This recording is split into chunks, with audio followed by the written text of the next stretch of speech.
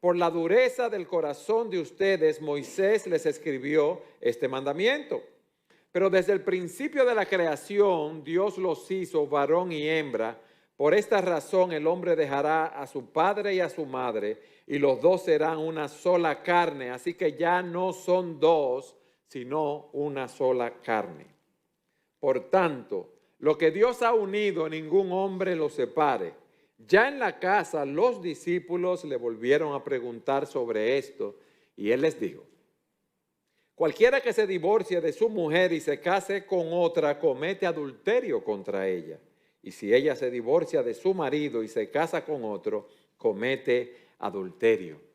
El tema que vamos a tratar hoy es de suma importancia, mis hermanos, hermanas, y es el matrimonio y el divorcio según Jesús.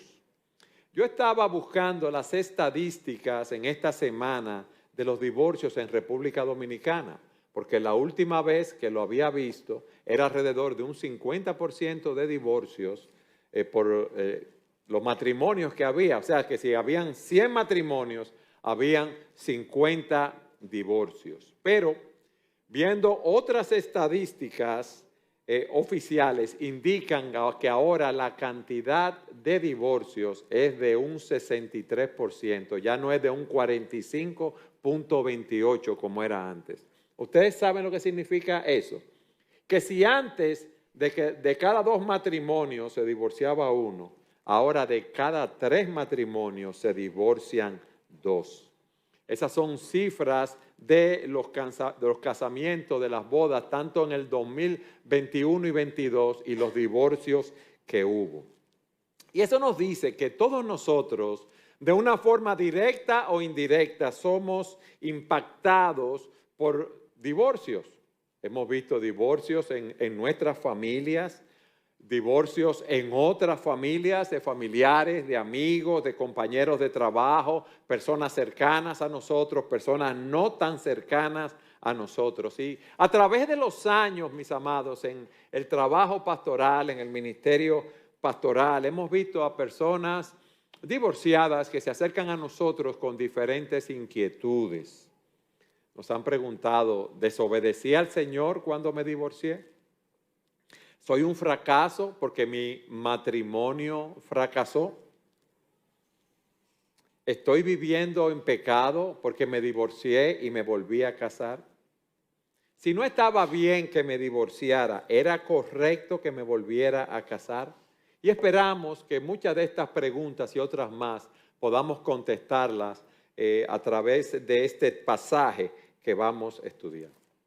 Ahora, yo no quiero hablar de divorcio solamente, sino de aquellos que están casados, porque hay personas que están casadas y no se divorcian, pero están separados emocionalmente muchas veces, duermen en habitaciones diferentes, no se divorcian por los hijos, por la manutención de ellos mismos, por asuntos sociales. Hay otros que están así y quieren liberarse de ese matrimonio. Han pensado: bueno, la vida va a ser más sencilla si yo estoy solo, si estoy divorciado o divorciada. Es que yo no me siento amado o amada por mi cónyuge y estoy pensando, tengo dudas si vale la pena luchar por mi matrimonio. Muchos se preguntan esto. Cuando las personas se encuentran en una situación conyugal, en un matrimonio difícil, se preguntan: ¿qué camino debo seguir? Y hemos visto a muchos cristianos que se han cuestionado si el divorcio es una opción aceptable a los ojos de Dios. Todas esas preguntas e inquietudes son muy relevantes y quiero que estudiemos la palabra de Dios para ver qué Él nos dice. Lo primero que vemos en el versículo 1 es el contexto. Vamos a leerlo nuevamente. Levantándose de allí, Jesús se fue a la región de Judea y al otro lado del Jordán, y se reunieron de nuevo las multitudes junto a él. Y una vez más, como acostumbraba, les enseñaba. Fíjense que Marcos nos dice la región donde él fue. Una razón es que el Señor se dirigía a la cruz. Si usted toma un mapa, va a ver que cada vez más el Señor se estaba acercando a Jerusalén, donde iba a ser crucificado. Recuerden que Él vino en esa misión redentora a morir en la cruz del Calvario por nuestros pecados para llevarnos a Él. Y en ese contexto vienen los fariseos que siempre estaban alrededor de Él y le hacen la segunda pregunta que nos lleva a nuestro segundo punto. Eso fue una trampa. Eso fue un gancho, como decimos nosotros, los dominicanos. Se acercaron algunos fariseos y miren lo que dice. Y para poner a prueba a Jesús, le preguntaban si era lícito a un hombre divorciarse de su mujer. Ellos lo que estaban buscando, cómo agarrar al Señor en algún error, en algo donde ellos pudieran acusarle. Pero también déjenme decirle algo. En esa región donde el Señor estaba, ¿ustedes saben quién era el gobernador? Herodes Antipas, quien había encarcelado a Juan el Bautista porque había denunciado, ¿verdad?, que él se había casado con Herodías y eso le costó a Juan la cabeza. Ahora imagínense al Señor en esa zona predicando acerca de ese tema. Y los fariseos le preguntan si era lícito a un hombre divorciarse de su mujer, de su esposa. En Mateo 19:3 se nos amplía la pregunta en términos más concretos y dice que le preguntaron, ¿le está permitido a un hombre divorciarse de su mujer por cualquier motivo? Ellos no estaban preguntando si el divorcio era lícito, sino que si nos podemos divorciar por cualquier causa. ¿Por qué? Porque entre los judíos había diferentes opiniones en cuanto a lo que Moisés había enseñado acerca del divorcio. O sea, una mala interpretación de las enseñanzas de Moisés. Yo quiero que ustedes me acompañen al libro de Deuteronomio en el capítulo 24. Está el libro de Génesis, Éxodo, Levítico.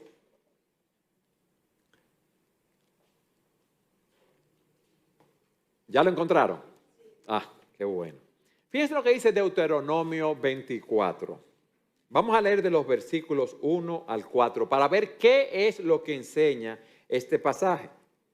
Cuando alguien toma a una mujer y se casa con ella, si sucede que no le es agradable porque ha encontrado algo reprochable en ello, en otras palabras, alguna cosa o conducta indecente, indecorosa, ofensiva, vergonzosa, eso lo veremos más adelante, y le escribe un certificado de divorcio, lo pone en su mano y la despide de su casa. Y ella sale de su casa y llega a ser mujer de otro hombre.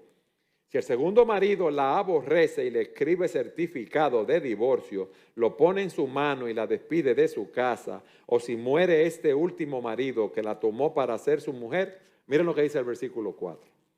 El primer marido que la despidió no le es permitido tomarla nuevamente como mujer, porque ha sido despreciada, pues eso es abominación ante el Señor.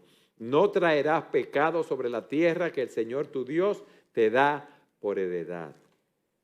Antes de Moisés, los hombres despedían a las esposas, y voy a explicar las razones, con una simple palabra. Y eso no, como veremos, no constituía el diseño de Dios para el matrimonio. Ahora imagínense una mujer que el marido le dijo, bueno, vete de la casa, pues yo me puedo divorciar de ti. Tenía que recoger, ¿verdad?, su ropa, su motete y salir de la casa. Moisés, ante la dureza, como veremos, de los hombres, de esos esposos, le dice en ese texto que debía preparar carta de divorcio. Pero ese texto no está ordenando el divorcio, ni establece, oígame bien, los límites legítimos para divorciarse. Lo que nos está diciendo realmente es que el primer esposo que despidió a su esposa, luego que ella se casa, aunque ella se enviude, mañana enviude, él no puede volver a casarse con ella. Eso es lo que él está diciendo en ese texto. Pero ¿qué pasa?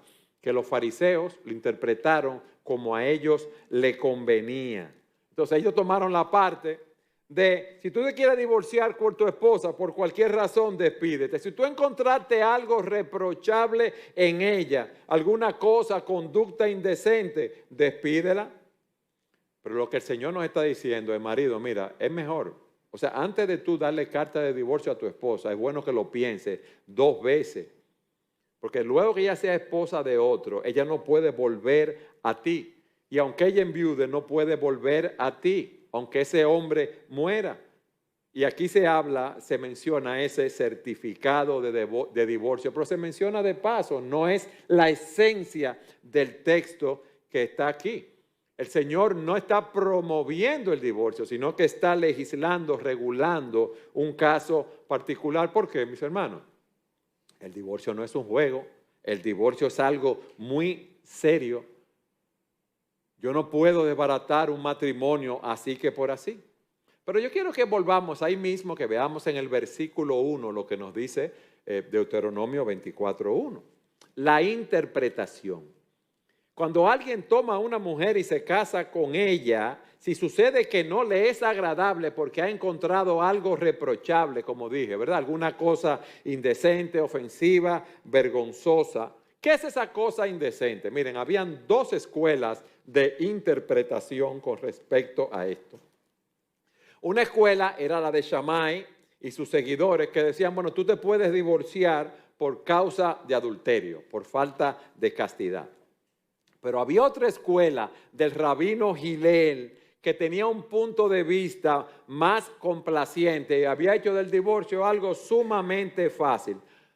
De acuerdo a esa escuela, a un hombre se le permitía divorciarse de su esposa por cualquier cosa que ella hiciera que le desagradara. Por ejemplo, le servía una comida quemada, un pan quemado, ya se podía divorciar por eso. Si dejaba que alguien le viera ligeramente los tobillos, o si se soltaba el cabello, o hacía un comentario negativo de la suegra, era ocasión para divorciarse. Si hablaba tan alto en la casa que los vecinos podían escucharla, ya esa era una razón. Y si todo eso fallaba, porque esa mujer se comportaba por el libro, si encontraba una mujer más buena moza, más hermosa o que le gustara más que su esposa, eso era motivo para divorciarse. Yo le voy a preguntar a ustedes ahora, ¿cuál escuela creen ustedes que cogieron los fariseos? ¿Cuál? Oh, pues ustedes son unos teólogos. La segunda, la de Hillel. Entonces, miren la trampa, ¿cuál era? Bueno, si Jesús apoyaba a la escuela de Shammai, iba a desagradar a los seguidores de Hillel. Y si aprobaba lo de Hillel, iba a disgustar a lo de Shammai y también iban a decir que era un liberal en todos los sentidos. Ellos estaban buscando la razón que fuera para eliminar al Señor. ¿Qué hemos visto? El contexto, la trampa que le ponen al Señor, el gancho, ¿verdad? En buen dominicano. En tercer lugar, miren la respuesta que el Señor les da a los fariseos, versículos 3 y 4. ¿Qué les mandó Moisés? Les dijo Jesús. Vamos a la palabra. Esa es la palabra que es la fuente de verdad. Y así nosotros, sea cual sea la decisión que vayamos a tomar, debemos ir a lo que nos dice la palabra, no que nos dicen las diferentes escuelas del mundo. Ellos respondieron, Moisés permitió al hombre escribir carta de divorcio y repudiarla. Y como hemos visto, esa no era la intención primaria de Moisés en Deuteronomio 24. Ellos tenían una visión distorsionada y conveniente para ellos. Entonces, miren lo que el Señor les dice. Por la dureza del corazón de ustedes, Moisés les escribió este mandamiento. O sea, esos divorcios ocurren por la dureza de nuestros corazones. Cuando un matrimonio se rompe, es porque una o ambas partes tienen el corazón endurecido. Un corazón que no quiere cumplir la voluntad de Dios. Un corazón que se niega a aceptar la enseñanza de Dios de cómo ser fiel al cónyuge y amarlo. Un corazón que no sabe mucho el significado del amor. Y cuando un cónyuge se vuelve con un corazón duro hacia Dios y hacia su cónyuge, ¿qué va a pasar? Se convierte en un candidato excepcional, vamos a decir así, de primera línea para romper ese vínculo matrimonial. Como hemos visto en Deuteronomio 24, con la enseñanza de Moisés, Dios no ordenó ni alentó el divorcio, sino que lo permitió, lo legisló, si podemos decirlo así, dentro de ese contexto. Y miren lo que continúa diciendo el Señor a partir del versículo 6. Pero desde el principio de la creación, Dios los hizo varón y hembra. Dios diseñó desde el principio de la creación una unión permanente, el matrimonio entre un hombre y una mujer. Y el divorcio no era una opción en ese plan divino. Él está citando a Génesis capítulo 1, versículo 27. Dios hizo un hombre y una mujer. No había nadie más. No había nadie más con quien comparar a su cónyuge. No había nadie más con quien engañarla. No había nadie más por quien dejar a su cónyuge. Adán tenía a Eva y Eva tenía a Adán. Y ese es el diseño de Dios para el matrimonio, varón y hembra. Dos sexos distintos, hombre, mujer, distintos pero complementarios, con roles específicos dentro de esa relación, para formar una unidad. O sea que Dios desde el principio estableció la institución del matrimonio y diseñó la humanidad para que existiera una relación de pareja formada por un hombre y una mujer. Y este diseño que Dios nos da tiene implicaciones sumamente profundas para el entendimiento del matrimonio. Fíjense lo que dice ahora en el versículo 7. Por esta razón el hombre dejará a su padre y a su madre, 8, y los dos serán una sola carne. Así que ya no son dos, sino una sola carne. El Señor cita Génesis 2:24, que dice, dejará el hombre a su padre y a su madre, se unirá a su mujer, serán una sola carne. El hombre se casa con su esposa, deja su hogar para formar una nueva unidad con su esposa, donde él es la cabeza, donde ambos forman un equipo, donde ya ella tiene una nueva autoridad que es su esposo. Y dice la Escritura, y los dos serán una sola carne. Así que ya no son dos, sino una sola carne. ¿Por qué una sola carne? Eso implica más que la relación de intimidad, que la relación sexual.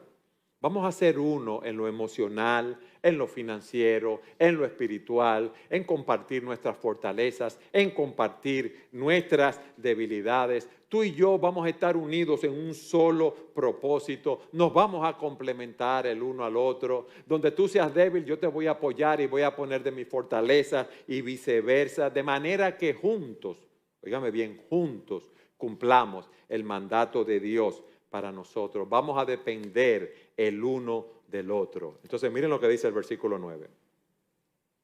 Por tanto, lo que Dios ha unido, ningún hombre lo separe.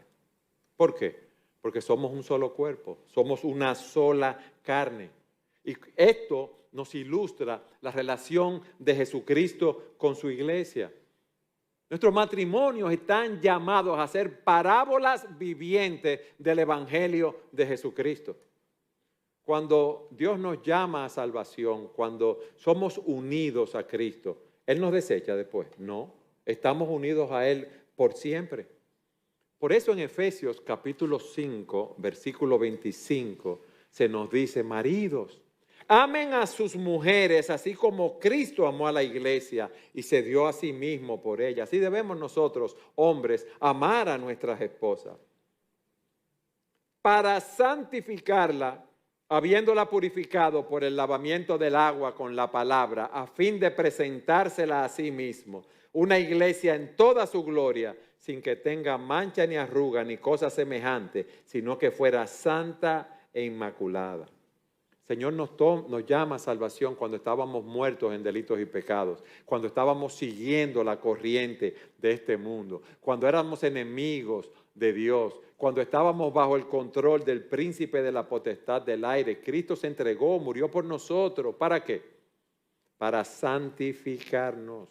Él nos amó no por lo que nosotros éramos, sino a pesar de lo que nosotros éramos. Y nada ni nadie nos puede separar del amor de Cristo. Y aquí se nos dice que somos llamados a amar a nuestras esposas como Cristo amó a su iglesia. Eso es lo que estamos representando con el matrimonio. Entonces, cuando una pareja se separa, se divorcia, está separando lo que Dios unió. Y por eso es que los divorcios son tan traumáticos. ¿Por qué? Porque un divorcio, como dice un autor, es la muerte de un sueño. Piensa en eso. ¿Con cuántas ilusiones uno se casa, mis amados? Queriendo compartir su vida con otra persona, queriendo entregarle todo lo que somos, todo lo que tenemos.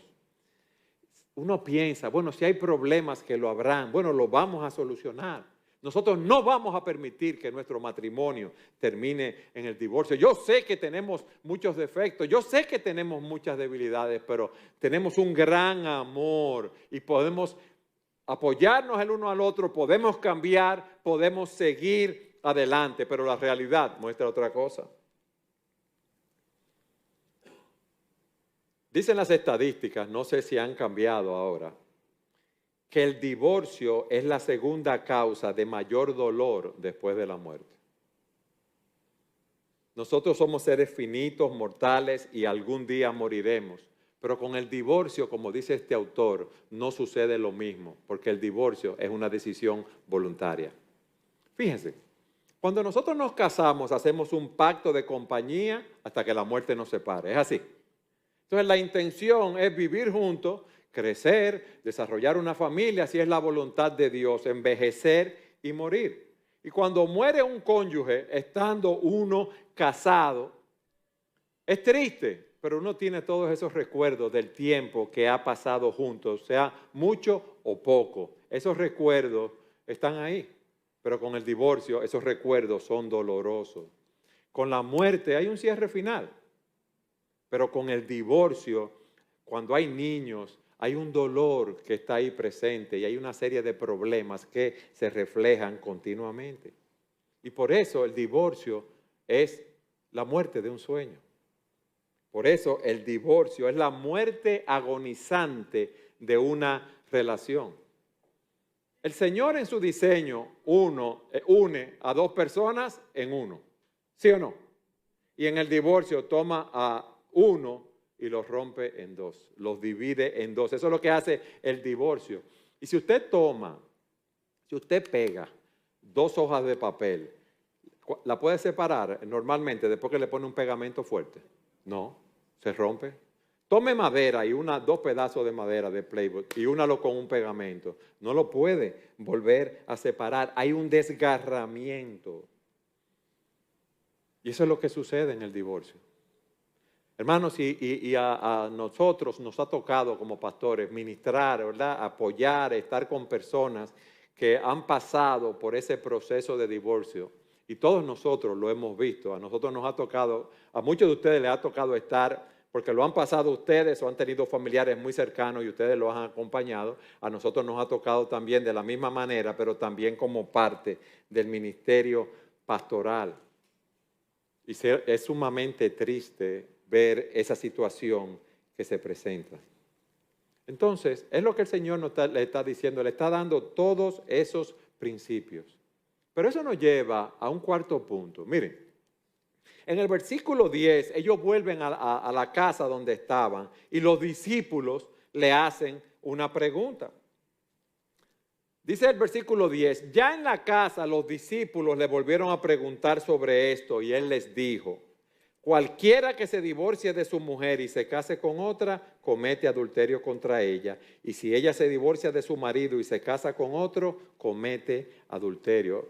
Los discípulos no entendieron por qué el Señor había citado esa cosa, es lo que aparenta, y le hacen esa pregunta. Y el Señor lo que le quiere decir que no es lícito divorciarse de su esposa, de su cónyuge, por cualquier causa. Recuerden lo que dice Mateo.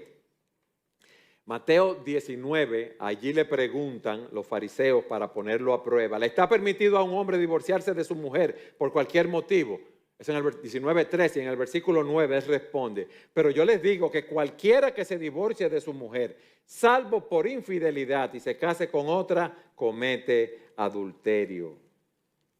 Eso es lo que el Señor les está enseñando allí. No es como ustedes creen, no es por cualquier razón. Es por causa de fornicación. Y usted podrá decir, entonces si mi cónyuge me es infiel, ¿me puedo divorciar de una vez? Sí, te puedes divorciar de una vez, pero también tú puedes perdonar y seguir adelante en la relación. Yo sé que muchas personas, muchas parejas, muchos matrimonios han pasado por esto. Vayan conmigo a Efesios capítulo 4, versículos 31 y 32. Mis amados, el punto es este. No importa tu condición, no importa tu situación, no importa lo que haya sucedido, siempre hay lugar para el perdón y la restauración de una relación. En el versículo 31, el Señor nos dice, sea quitada de vosotros toda amargura, enojo, ira, gritería o gritos, insultos, así como toda malicia. ¿Por qué? Porque esa es nuestra primera reacción cuando nos hacen algo negativo o sabemos que en el caso de la infidelidad, que ha habido una infidelidad. Cuando somos rechazados, cuando somos maltratados, reaccionamos así. Versículo 32. Sean más bien amables unos con otros, misericordiosos, perdonándose unos a otros, así también como Dios los perdonó en Cristo. Recuérdate lo que Dios te perdonó a ti. Recuerda tu vida pasada. Recuerda todo el mal que tú hiciste. Y así como Cristo nos perdonó, nosotros debemos mostrar la misma gracia. Pablo le dice a los colosenses que nosotros, como escogidos de Dios, debemos ser santos y amados, debemos revestirnos de tierna compasión, bondad, humildad, mansedumbre y paciencia, soportándose unos a otros y perdonándose unos a otros si alguien tiene queja contra uno. Como Cristo los perdonó, háganlo también así ustedes. Debe haber paciencia, debe haber perdón, debe haber restauración en el matrimonio. ¿O no dice primero a los Corintios que el amor es paciente, es bondadoso, que el amor no busca lo suyo, todo lo sufre, todo lo cree, todo lo espera, todo lo soporta? ¿Qué enfatizan estos textos? Bueno, así como hemos recibido la gracia de Dios, así como Cristo se entregó por nosotros y nos perdonó, nosotros debemos hacer lo mismo. A través de los años, como pastor, repito, muchas veces, más de una vez, han venido personas que no son creyentes, personas creyentes, a decirme, pastor, mi cónyuge me fue infiel, ¿qué yo debo hacer? Yo busco la escritura, le enseño lo que ustedes han visto. Mira, por causa de adulterio, tú te puedes divorciar y también tú puedes perdonar y esa relación puede ser restaurada. Y me dicen, no, pero ¿qué me aconseja usted? Y yo digo, ya yo te dije lo que te aconsejé, cualquiera de esas dos cosas. ¿Por qué? Y se lo digo a sí mismo, porque si te digo, tú te puedes, divórciate y mañana tú lo ves, si es un hombre que fue infiel, a ese hombre transformado, casado con otra mujer, que tú vas a decir, ay, el pastor me dijo que me divorciara. Y si sigues con él y no te va muy bien, me vas a decir, ay, el pastor me dijo que me quedara con él. Entonces, eso es un asunto de tu conciencia, le digo a esas personas. Y le planteo esto, pero nunca te vas a arrepentir por haberte equivocado por la ley del amor. Nunca te vas a arrepentir por haberte equivocado por la ley del amor y tratar de buscar el perdón, la restauración y trabajar sobre eso. Amén. Para concluir, déjenme traer varias aplicaciones.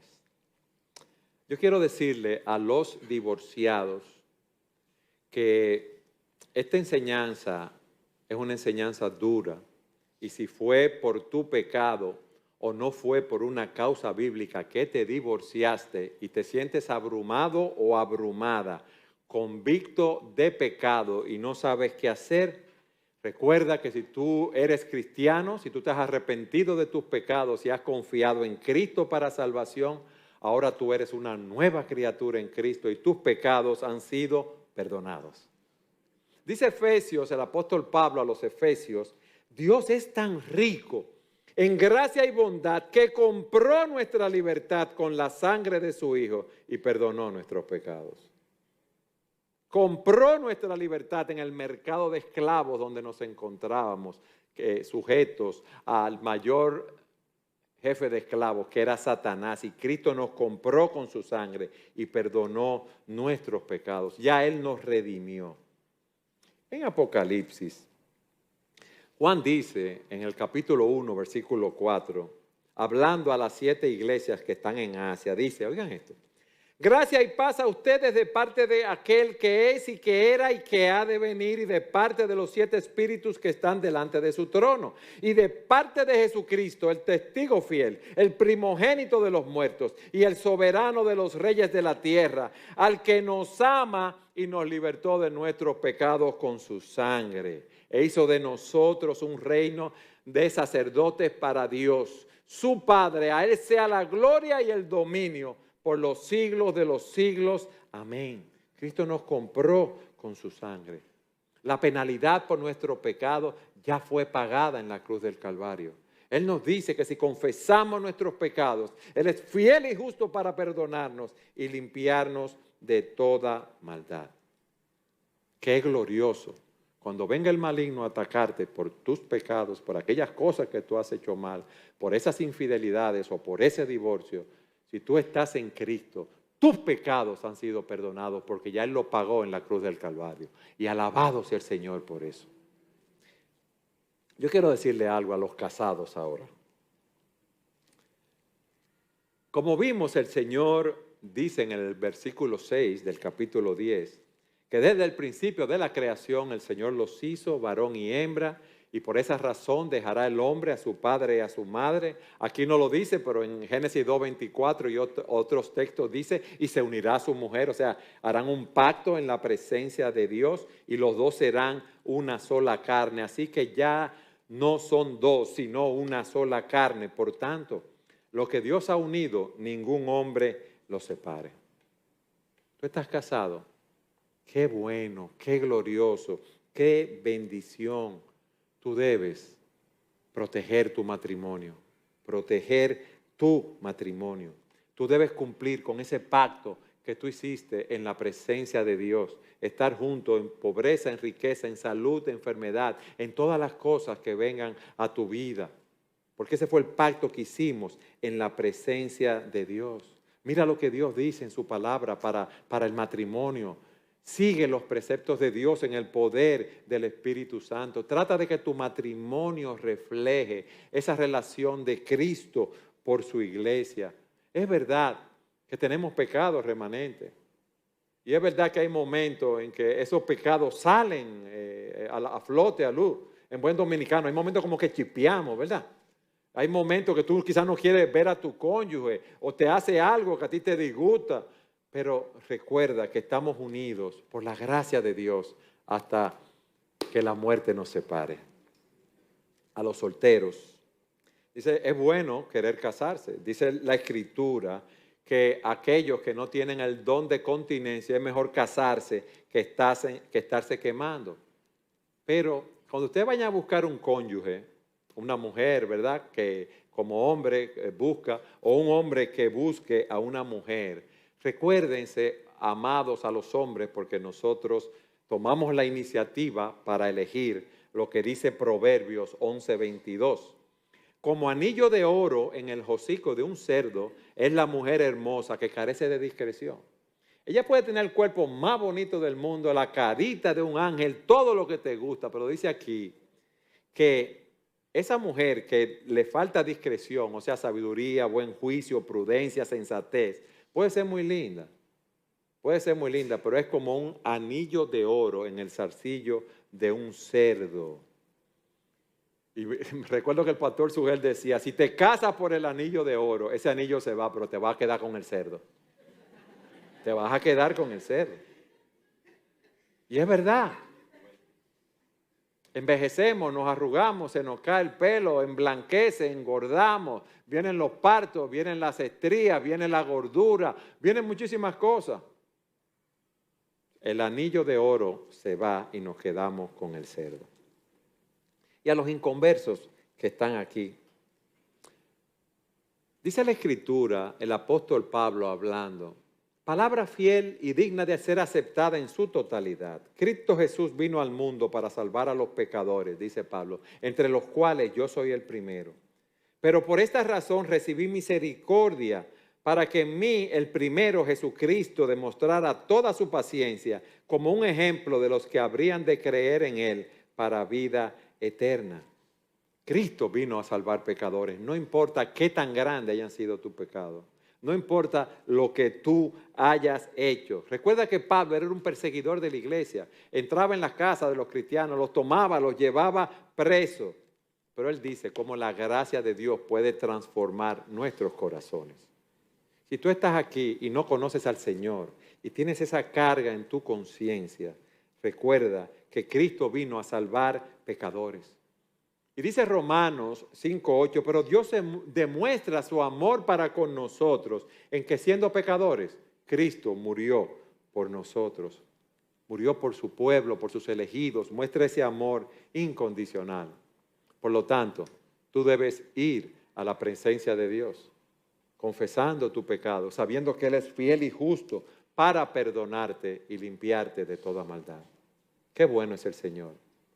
Todos nosotros violamos su ley, pero qué bueno es Él que envió a su Hijo a morir en la cruz del Calvario para pagar nuestros pecados, para que nosotros tengamos conciencia purificada por la sangre de Jesús. Alabado sea el Señor por eso.